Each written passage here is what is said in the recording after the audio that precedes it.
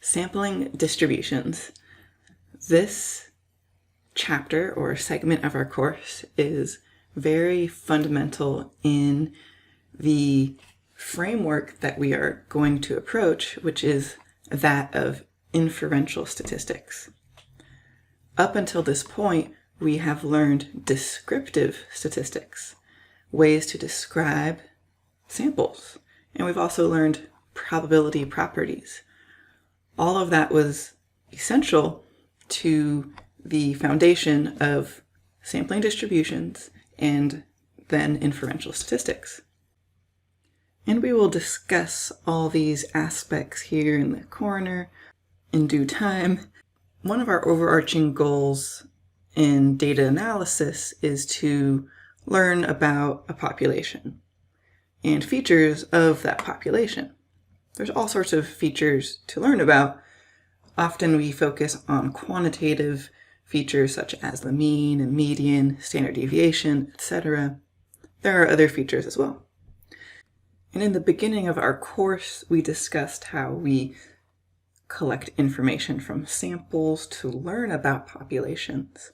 However, there are discrepancies between samples and populations, and that's to be expected.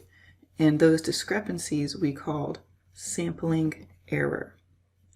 And so an overarching goal is to distinguish between features that are present in samples that are reflections of the population and features that may be only due to chance effects, right? Those are the discrepancies. And so we're going to develop the background, it's highly theoretical, that allows us to put limits, specific limits on the degree of sampling error that is expected in a study. This is with this idea of sampling distribution. And this is very fundamental in moving us from descriptive stats, which is what we've been doing, all the way to inferential stats. So that was a somewhat quick overview of where we are headed and why, but now let's discuss sampling variability. Sampling variability is variation across samples, even though they came from the same population. We illustrated this in a couple of our labs. I believe the sampling lab and also normal distribution lab. And so we know this exists. Sample to sample are going to be different. And so a sampling distribution is going to characterize that variability. And it's going to do so with a particular statistic in mind. So for us, at the moment, we're going to focus on the sample mean, but in due time, we will also look at another statistic, that called the proportion. In practice, generally for a study, depending what is going on, you're not collecting many samples. You're collecting lots of info from different individuals, hopefully, but you usually just collect one sample that consists of many individuals. Techniques may vary.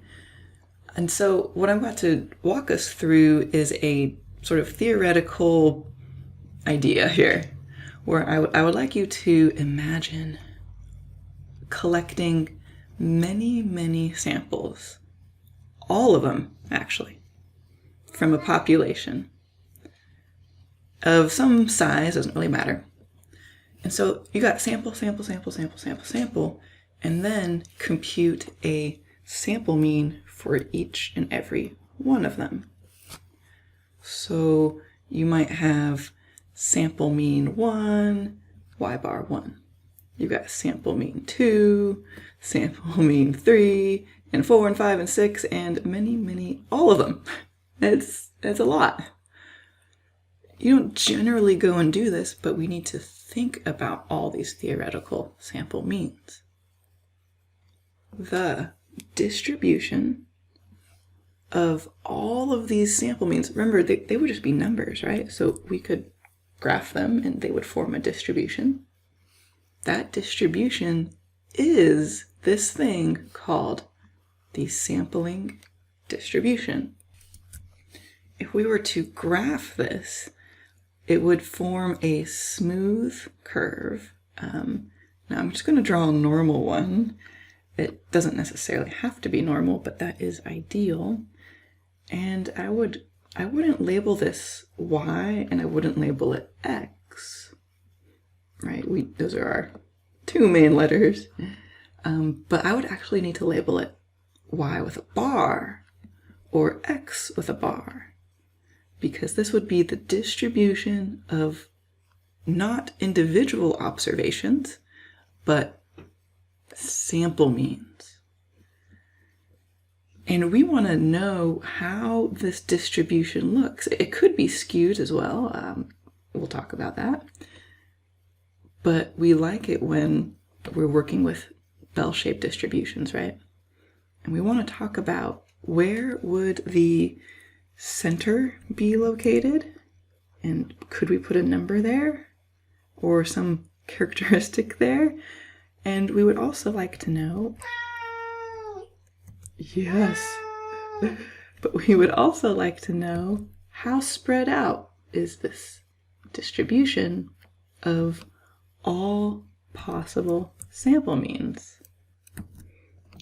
If I were to label a few tick marks on here, I can't really use numbers right now, but these tick marks would represent different values of sample means, right? Maybe that's sample mean 18, I don't know. So we could actually talk about, well, what would the center of all these sample means be? Wouldn't the mean or the average of all sample means, we discussed this once, wouldn't it be the population mean? And so where we are headed is addressing this question of, well, I want to learn about population means, right? That's mu, and that's unknown. Unknown. Pop mean. And how close to mu is our sample mean, which is known because it's from a sample. Now, we actually cannot answer this top question because this is a lowercase y bar and it's a particular value from a particular sample. We actually cannot answer that. However, here I've got capital Y bar, which is about this distribution. It's the sampling distribution of all possible sample means. And this is because we will be considering Y bars, the distribution of sample means, in a theoretical construct.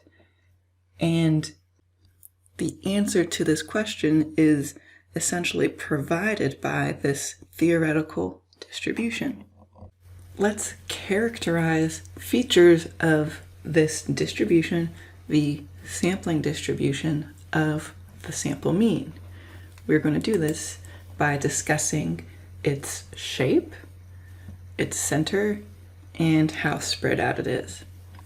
Let's start with the center, our favorite descriptor of the center, the mean. The mean of all possible sample means is denoted as the mean of all possible sample means, that's going to be y bar, is the true population mean. Hopefully that makes intuitive sense I know this notation looks kind of repetitive, but this is saying that the mean of sample means is the true parameter, the true population mean. So that would be the center. Let's move on to spread. The mean's best friend, standard deviation. Standard deviation of the sampling distribution. This doesn't quite translate as nicely as the previous box there, but the standard deviation of the sample means it's not just the spread of the population, because sample size plays a very important role in the accuracy of the sample mean in estimating the population mean. And this may seem unintuitive at first, but hopefully we can sort of validate this, because we know that with larger sample sizes, we learn more about a population in the sample. And so we would expect sample statistics from larger sample sizes to perform better as estimators to their respective parameters. And that's sort of why n is in the denominator here, because as n increases, the denominator increases, this whole number decreases, indicating that the spread of the sample mean is less and will better approximate the population mean. Another way to put this would be that a smaller standard deviation of the sampling distribution, smaller values of that would mean smaller expected sampling error, and thereby resulting in a sample mean that is a better reflection of the population mean. Now let's discuss the shape of the sampling distribution of the sample mean. We love dealing with normal distributions, and so we want to discuss under what circumstances will the shape of this distribution follow a normal distribution. Well, there are two ways in which this could be satisfied. A, if the population from which you are collecting these theoretical samples, if that population is normal. I hope that kind of makes sense. Like if the source, the baseline population Y is normal, then we'd expect samples from that population to be normal, and thereby all sample means to follow a normal distribution. There is another way that this can happen, because sometimes you don't know the shape of the population distribution. That could be pretty prized knowledge. So we do have another way that this can be satisfied.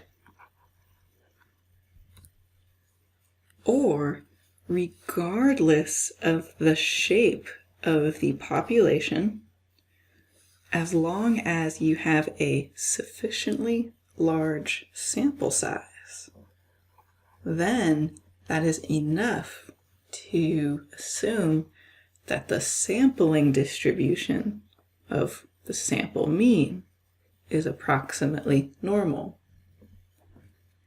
This may warrant a little more explanation. I will need more space. Part B here is referred to as the central limit theorem, CLT, and it is probably more often used in practice than part A, because often it is unknown what the population distribution may look like. And so, what is a sufficiently large sample size? The answer to that depends on the distribution that you're working with. For instance, a distribution that only mildly deviates from normality may not require a super large sample size compared to a distribution that is very skewed. For the purposes of our course, we're going to put a pretty conservative number on this just to kind of blanket the all possible reasonable scenarios for our course. And so we're going to use or presume that a sample size of 30 or more is going to be sufficient to implement the result of the central limit theorem. And why is this so important? It's because of the utility of the normal or bell-shaped distribution in the validity of inferential techniques that are to come. Okay, well, what now? How are we going to implement all of this info and utilize it in some meaningful way? Well, because we want to make probability statements about sample statistics, we're going to end up using this in the formation of a z-score. Just like we did previously, where we had the z-table, and we use the standardization formula to create a z-score. And that's what we're going to do here as well. It's just going to be slightly different. But let's draw some parallels. So previously we used the z-score of y minus mu over sigma, and this allows us to transform the variable y into z. And this is usually applied to individuals, right? We what's the probability that an individual is greater than 6 inches?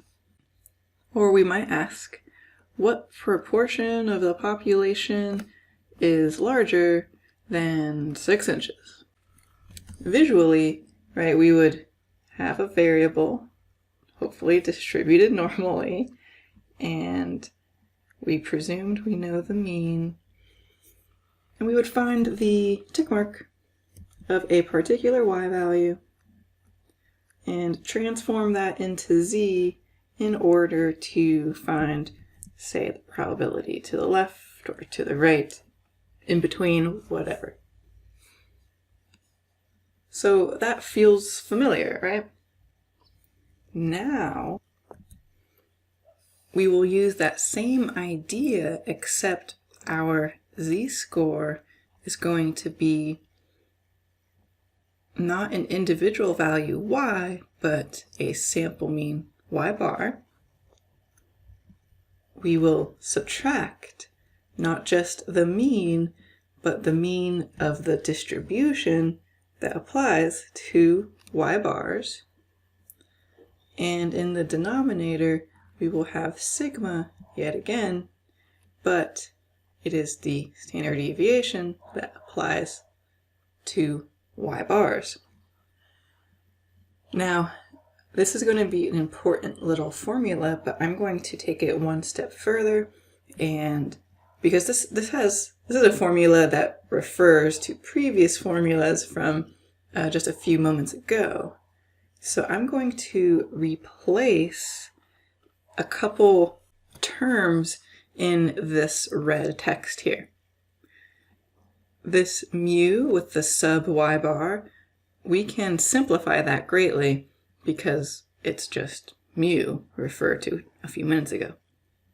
Here in the denominator, we're going to replace that with sigma over square root of n. So the z-score formula here, y bar minus mu over sigma over square root of n. And this is the one that I'm going to put in a nice little box because we will use that a lot. And just like we did previously, what we will do is take any sample mean of interest, transform it into a z-score, and then utilize the z-table to acquire probabilities. And we will look at some examples in the next video. See you there.